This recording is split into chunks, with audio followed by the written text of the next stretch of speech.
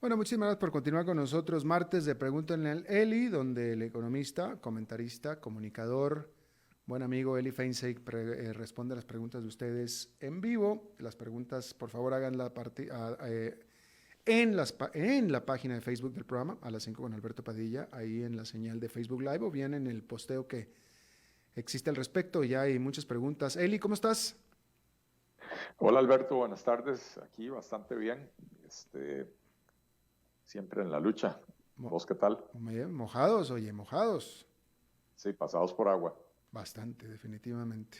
Sí, sí, sí. Oye, Eli, a ver, bueno, vamos. Primero que nada, me parece que hay, bueno, no me parece, hay otra vez preguntas respecto de la dolarización, como que la gente está, déjame, pero porque llevan varios días, varios martes consecutivos que la gente pregunta sobre la dolarización, pero déjame te digo, lo pongo en palabras de Alexis Vargas. Tonelli, el precio del dólar se ha mantenido artificialmente en Costa Rica. Si es así, bueno, fue pregunta, se ha mantenido artificialmente y si es así, ¿cuál debería ser su valor aproximado en la actualidad? ¿Y cómo se vería afectado el país si se deseara alcanzar el valor real? Adrián Falló Barbosa, ¿qué pros y contras presenta la dolarización de la economía?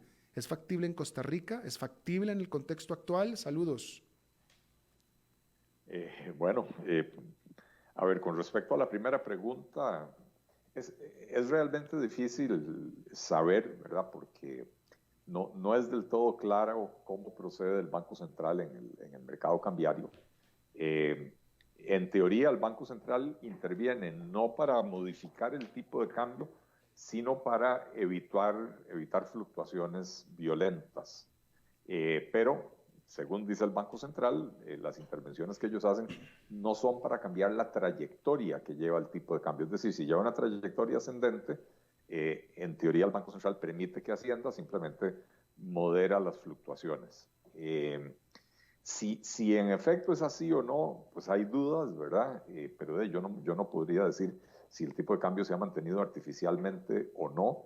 Eh, es un poco difícil determinarlo y más aún decir cuál debería ser el tipo de cambio. O sea, el tipo de cambio debería ser el que determina el mercado. Y cuando aparece alguien, un funcionario público, que decide, yo quiero que el tipo de cambio sea este, bueno, usualmente eso es para favorecer a algún sector u otro sector de la economía a los que les conviene o un tipo de cambio más alto o un tipo de cambio más bajo, ¿verdad? Depende de a quién. A los exportadores siempre les va a convenir un tipo de cambio más alto, a los importadores, por el contrario, un tipo de cambio más bajo, a los deudores en dólares un tipo de cambio más bajo, etcétera, ¿verdad? Eh, Pros y contras de la dolarización. Bueno, el pro principal de la dolarización es que se le quita al Banco Central la potestad de manipular la oferta monetaria, porque dolarizar básicamente quiere decir quedarnos sin una moneda nacional. O sea, renunciar a tener una moneda nacional. Entonces, eso implica, como digo, que se le quita al Banco Central la potestad de manipular la emisión monetaria, con lo cual se tienden a evitar ciclos inflacionarios, y también se evita, por supuesto, las fluctuaciones del tipo de cambio, porque ya estamos pegados a la moneda de cambio que se utiliza a nivel mundial. Eh, Esto es importante en países donde el manejo de la política monetaria es irresponsable y tienen ciclos inflacionarios o hiperinflacionarios importantes, ¿verdad? Entonces, ahí quitarle a las autoridades monetarias la potestad de emitir dinero es de primordial importancia. Costa Rica tiene varios años de haber adoptado un manejo bastante responsable de la política monetaria, no hemos tenido inflación alta, la inflación, no sé si llevamos ya 8 o 10 años con inflaciones pues menores al 4% anual, ¿verdad? Y entonces en ese sentido no tendríamos gran ganancia. Por otra parte, renunciar a tener una política monetaria sí puede comprometer la habilidad de las autoridades económicas del país de poder diseñar política pública ejemplo, anticíclica. Usualmente se trata de que si hay un descenso en la actividad económica, una recesión o una depresión, pues de que la política fiscal y la política monetaria sean expansivas para fomentar o que la caída no sea tan fuerte o que la recuperación se dé más rápido, ¿verdad? Y al renunciar a tener una moneda local, simplemente no tenemos política monetaria, no tenemos la posibilidad de influir o de incidir, de tener una política monetaria contracíclica o anticíclica para ayudarnos, por ejemplo, a salir de una crisis como la que tenemos hoy. Así que pues, no es tan ventajoso en ese sentido. El argumento principal en pro de la dolarización es quitarle a los funcionarios la posibilidad de influir sobre el valor de la moneda, porque usualmente cuando tienen esa posibilidad la usan para favorecer algunos sectores de su preferencia. Pero insisto, bueno, Costa Rica por lo menos en la última década, un poco más, ya ese ha dejado de ser el caso, ¿verdad?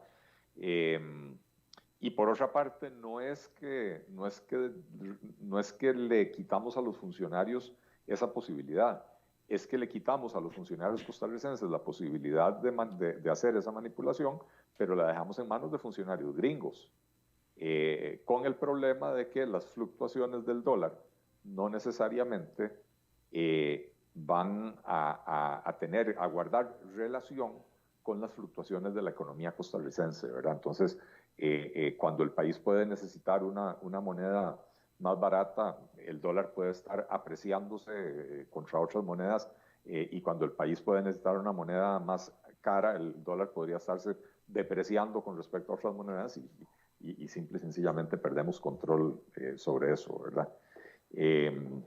De manera que si tuviéramos una situación hiperinflacionaria, yo sería de los primeros en andar pidiendo la dolarización. En este momento realmente hay que sentarse a analizar, y no es algo que yo haya hecho, pero hay que sentarse a analizar con mucho cuidado qué es más caro para Costa Rica, si desdolarizar lo que hay dolarizado en la economía o si más bien terminar de dolarizar la economía, ¿verdad? El problema es que estamos en un gallo gallina a mitad de camino donde estamos muy dolarizados, pero no lo suficiente para que sea fácil dar el paso de terminar de dolarizar, pero sí mucho para que la política monetaria del país haya perdido eficacia, ¿verdad?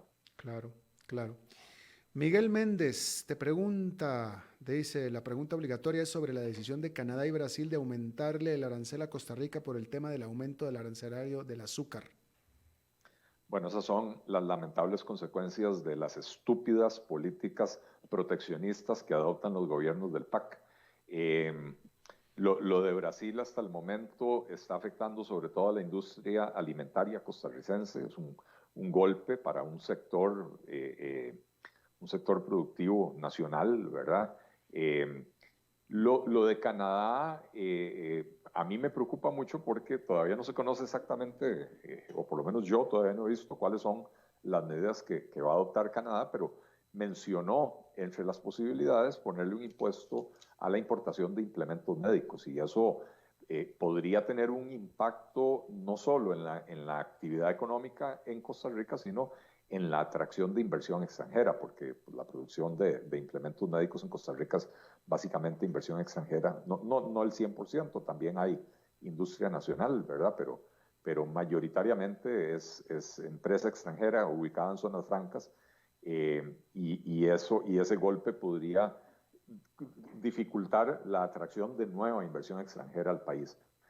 Insisto y reitero, ¿verdad?, que es el lamentable efecto de las estúpidas políticas proteccionistas que han seguido los dos gobiernos PAC, y aquí empezamos a ver las consecuencias, y consecuencias absolutamente amparadas en el régimen comercial internacional, ¿verdad? Brasil no está haciendo esto aleatoriamente, lo está haciendo con autorización de la Organización Mundial del Comercio, porque es lo que corresponde cuando un país crea o eleva aranceles injustificadamente contra otro país, ¿verdad? Sí, justamente Ans Gómez sobre el tema. Pregunta si este es otra, ¿cómo dice este? Dice, bueno, compara que Otro si esto es aguacatazo. exactamente otra cosa parecida al aguacate mexicano, con lo que pasó con el aguacate mexicano. Pues sí, a ver, porque lo de Brasil es con el azúcar y lo de Canadá también es con el azúcar. Y sí, básicamente son, no es igual porque en el caso de México, Costa Rica alegó motivos fitosanitarios, lo cual los economistas conocemos como barreras no arancelarias, ¿verdad? Y en el caso de Brasil y Canadá fue más bien un arancel, se creó una sobretasa por encima del arancel que ya estaba aprobado. Entonces, en un caso son medidas no arancelarias, en el otro caso son medidas arancelarias y la defensa del país es diferente. A pesar de que yo creo que lo que Costa Rica hizo con el aguacate es una atrocidad, una arbitrariedad y una barbaridad, es posible que Costa Rica gane ese litigio, ¿verdad? Si Costa Rica logra demostrar que sí, que México tenía la mancha del sol y que no garantiza la pureza del producto, lo que sea, ¿verdad? En el caso de la sobretasa arancelaria, simple y sencillamente es un caso, como dicen en inglés, open and shut, ¿verdad? Abren el expediente, leen la primera página y lo cierran porque está clarísimo que lo que Costa Rica hizo es absolutamente ilegal ¿cómo se llama? En el entramado legal del comercio internacional. Ujú. De hecho, por eso lo de Brasil se resolvió tan rápido y lo de México todavía sigue, o lo del aguacate, digamos, todavía sigue en análisis. Claro. Y mientras tanto hay que decir que los aguacates en Costa Rica son muy caros. Muy caros y muy feos. Bueno. Digo, el importado, por lo menos, el Hass, que era el que importábamos de México, hoy en día es un producto de inferior calidad. El aguacate criollo sigue siendo el mismo aguacate criollo de toda la vida, que es muy rico, pero es diferente y tiene diferentes usos. Pero sí, es muy caro y desde que se prohibió la importación del aguacate mexicano, muchísimo más caro y eso está demostrado en los índices de precios Bueno, y eso va en detrimento del consumidor, del ¿verdad? consumidor. Así Definitivamente. es. Bueno, Oscar Cascante Vargas también pregunta por el estilo, vuelve a preguntar, ¿es hoy buen momento para trasladar las deudas de dólares a colones o la entrada a diciembre llevará el dólar a una baja en su precio? Otra persona que su nombre lo pone como un acrónimo, entonces no, él también te preguntaba si es buen momento para invertir en dólares o en colones o en bitcoins. eh, este, este, es, este es probablemente el peor momento para tomar la decisión. El dólar estuvo subiendo durante varias semanas y a partir de la semana pasada ya más bien empezó a bajar otra vez. Eh, y realmente es difícil en este momento leer la tendencia en el mercado. Yo creo que hay muchísima incertidumbre, la incertidumbre se traduce en volatilidad y la volatilidad se traduce en mayor incertidumbre. Si yo le dijera a usted, mire, este es el momento de que usted dolarice y el tipo de cambio sigue cayendo, pues usted perdió plata. Y si le digo, este es el momento que usted invierta en colones y la moneda se devalúa, pues usted perdió plata, ¿verdad? Y en este momento, francamente, es una moneda al aire, puede caer de cualquiera de los dos lados. Por un lado, hay elementos, digamos, tangibles que explican que el dólar se haya, o más bien que el colón se haya devaluado desde el inicio de la pandemia, porque las principales fuentes de ingresos de divisas para Costa Rica son el turismo, que se cayó prácticamente a cero, las exportaciones, que recibieron un golpe importante, la inversión extranjera directa, que a nivel mundial se redujo bastante por la pandemia, ¿verdad? De manera que hay, digamos, factores reales que explican que el tipo de cambio haya subido en todos estos meses. Ahora también está entrando en juego un asunto de incertidumbre y de temor de la población ante la indecisión o la falta de acción gubernamental para resolver el tema fiscal y el tema de la deuda pública. Y entonces por eso digo, en este momento es una moneda al aire que puede caer de cualquiera de los dos lados, mayor devaluación o mayor apreciación de la moneda. Claro. Por cierto, que ahora que hablabas del ingreso de los dólares por turismo y que se cayó, y que es cierto que se cayó y se cayó muchísimo, pero el domingo estuve platicando con un buen amigo francés que está de visita aquí en Costa Rica, porque tiene familia aquí en Costa Rica, y le pregunté, se vino en el vuelo de Iberia, y le pregunté cómo venía el vuelo, y me dice que venía lleno, casi lleno. Y le pregunté de quién, le digo, ticos que estaban repatriándose, me dice, no, me dice, casi la mayoría eran europeos, muchos franceses, y la impresión de él fue que muchos europeos están viniendo para acá, como están tan los confinamientos y los encierros de nuevo en Europa, pues están viniendo para acá como a quedarse pues un buen rato aquí, a pasarla mejor en Costa Rica que en Europa, donde está la pandemia, en teoría mejor, peor que aquí, Sí. pero bueno, me dio mucho gusto escuchar que venía el vuelo de Iberia lleno desde Europa. Pues interesante porque yo, las pocas personas, tengo que decir que son pocas y no es una muestra representativa, pero las pocas personas que han viajado y han llegado a Costa Rica recientemente, con las que yo he tenido la oportunidad de conversar, me dicen que los vuelos venían no muy llenos. Mi cuñado y mi hermana que estuvieron en Estados Unidos la semana pasada me dicen que, bueno, la aerolínea dejó, digamos, los asientos del medio vacíos por el tema del distanciamiento y qué sé yo, pero que aún así habían filas vacías, etcétera, y que era mucho tico regresando, que no había mucho turista viniendo de Estados Unidos. Viniendo de Estados Unidos. Sí, no, a mí me sorprendió el hecho de que me dijera que de Europa venía prácticamente lleno. Dice que casi no venían españoles, venían del resto de Europa. Pero tiene sentido lo que estás diciendo. Si Sí, están entrando en confinamientos, pues entonces aprovechan para alargarse y pasarla un poquito mejor. Imagínate estar confinado en cualquiera de estas ciudades en pleno invierno sin poder moverse desde un apartamento de exacto, 80 metros cuadrados, ¿verdad? exacto, exacto. Así es que bueno, qué Pues se bueno. vienen para la playa. Enhorabuena. Pues sí, yo haría exactamente lo mismo. Pero bueno, Yo si pudiera también. exacto. A mí sí me dan permiso, ¿eh?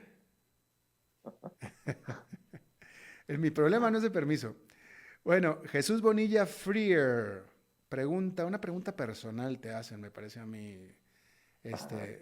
Eli, porque te preguntan, ¿hay algún avance en hacer una coalición liberal para las próximas elecciones? Y si es así, ¿quiénes estarían participando? Eh, lo mismo que he dicho anteriormente, hay conversaciones, hay algunas bastante interesantes, hay otras que tienden a complicarse, pero yo creo que es lo normal en estos procesos, ¿verdad? Al final de cuentas, pues estamos hablando de una negociación política compleja donde entrar en coalición para algunas personas significa sacrificar sus propias aspiraciones personales y eso tiende a complicarse, pero sí hay un trabajo serio que se está haciendo intentando hacer una coalición de partidos de centro democrático, favorables a las libertades humanas, a los derechos humanos, a la libertad económica. Estamos trabajando en eso. Ujú. Emilio Murillo, una pregunta interesante porque te pregunta si ves tú al sector bancario, tanto público como privado, realmente colaborando, ya sea en la crisis por COVID-19 o en la situación económica actual. Y agrega él, normalmente este sector nunca pierde. Bueno, es que yo no creo que nadie tenga que decidir perder adrede. Ujú. Los negocios se hacen para ganar. Y ciertamente hay negocios que pierden, no por decisión propia, pierden algunos porque el gobierno ordenó cierres y entonces perdieron su clientela o tuvieron que cerrar sus operaciones, etcétera. Eh, y los bancos, sí, por supuesto que es normal que se protejan, están en un negocio bastante delicado donde una movida en falso puede provocar una corrida bancaria, puede provocar hasta la quiebra por iliquidez, ni siquiera por insolvencia de las entidades bancarias, ¿verdad? Pero ciertamente cuando hay situaciones como la que estamos viviendo, los bancos ¿sufren en qué sentido? Sufren en el sentido de que no están pudiendo colocar la cantidad de crédito que hubieran preferido, hubieran querido colocar. Y al final de cuentas el negocio del banco es colocar crédito, pero colocar crédito con ciertos márgenes de seguridad. Entonces, no sé, no sé qué decirle, ¿verdad? Yo creo que muchos de los problemas que tenemos en este país tienen que ver más que todo con la regulación prudencial que amarra de manos muchas veces a los bancos y tendemos a establecer las responsabilidades donde no corresponden. Mariano Carvajal te pregunta, el problema fiscal de Costa Rica es déficit fiscal, y eso por supuesto es deuda externa y pago de intereses. Pero ¿cuál es el estado de la deuda interna, sus consecuencias y soluciones? Bueno, la deuda interna es aproximadamente 77, pues creo que 76,5% de la deuda total. Y de esa deuda interna, más del 90% está en manos de entidades públicas o de los bancos que son públicos y privados o de las operadoras de pensiones que son públicas y privadas. Y solo aproximadamente un 7% están en manos de la categoría que el Ministerio de Hacienda califica como otros, y otros es básicamente ciudadanos o inversionistas institucionales privados, etc. Pero es deuda, no es correcto decir que es deuda que el Estado le debe al Estado. Por lo menos el 40-45% de esa deuda interna está en manos de las operadoras de pensiones y del IBM. Y entonces, el IBM puede ser una institución estatal, pero la plata del IBM no es del Estado, la plata del IBM es de los trabajadores que cotizaron. Y hacerle, digamos, un recorte a esa deuda, llamar al IBM y decirle, mire, le vamos a pagar el 80% de lo que le debemos o le vamos a rebajar la tasa de interés de la tasa de mercado a una tasa antojadizamente baja. Bueno, esto puede poner en problemas al propio fondo de pensiones. Ya hoy veíamos, hoy la Nación nos cuenta que dice, pandemia adelanta en 4 años déficit en el sistema de salud. Bueno, en el sistema de pensiones es aún más grave el asunto, ¿verdad? Entonces, no es así de fácil agarrar y borrar eso. Una vez más, la deuda que está en manos de los bancos también, si se le hace un recorte a esa deuda de alguna naturaleza, puede poner en riesgo la liquidez y la solvencia de los bancos. Y lo último que quisiéramos es provocar un descalabro financiero en medio de una crisis fiscal, ¿verdad? Entonces hay que tener mucho cuidado con esa situación. Lo que sí hay, y esto es una pésima práctica que habría que parar, pero de inmediato, es la pésima práctica de que las instituciones estatales reciben dinero del presupuesto nacional, no lo gastan, y entonces ese dinero lo ponen en títulos de Hacienda. Y entonces Hacienda termina pagándole al PANI o al INDER intereses sobre dinero que Hacienda le regaló al PANI y a INDER, ¿verdad? Y eso sí no tiene ningún sentido. Las subejecuciones presupuestarias deberían de devolverse íntegras a la Caja Única del Estado y dejar de estar pagando intereses sobre eso, ¿verdad? Ahí sí que en eso hay que ser tajante. Ahora, una pregunta aclaratoria. Esa deuda interna de estos, o sea, estos tenedores de la deuda interna que tú dijiste que son los fondos de pensiones, etcétera, que son los que poseen la deuda interna, y dado que la deuda soberana de Costa Rica está a punto del nivel basura, si no es que ya sigue siendo deuda basura de estos tenedores. Sigue siendo deuda basura del gobierno, que está en manos de entidades. O sea, o sea, es una deuda riesgosa de todos modos. Sí. Es una deuda muy riesgosa y tenemos, a ver, la razón por la que estas cosas ningún gobierno las ha querido cambiar, Alberto y queridos radioescuchas, es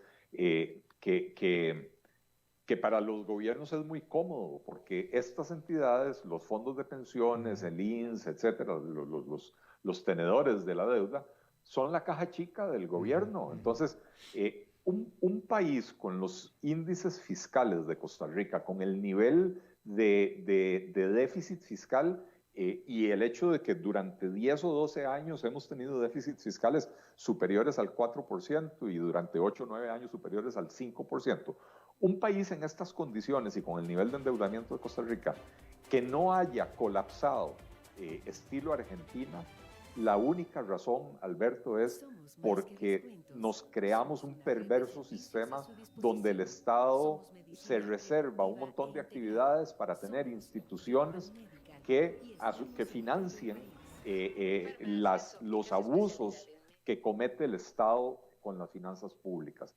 Pero ponemos en riesgo la seguridad social. Si hay un default, si el Estado costarricense deja, o si el gobierno de Costa Rica deja de honrar sus compromisos y caemos en default, nos llevamos en banda las pensiones básicas del IBM, nos llevamos en banda las pensiones complementarias, las OPCs, nos llevamos en banda a JUPEMA, que es la Junta de Pensiones del Magisterio, que es uno de los principales tenedores de deuda pública.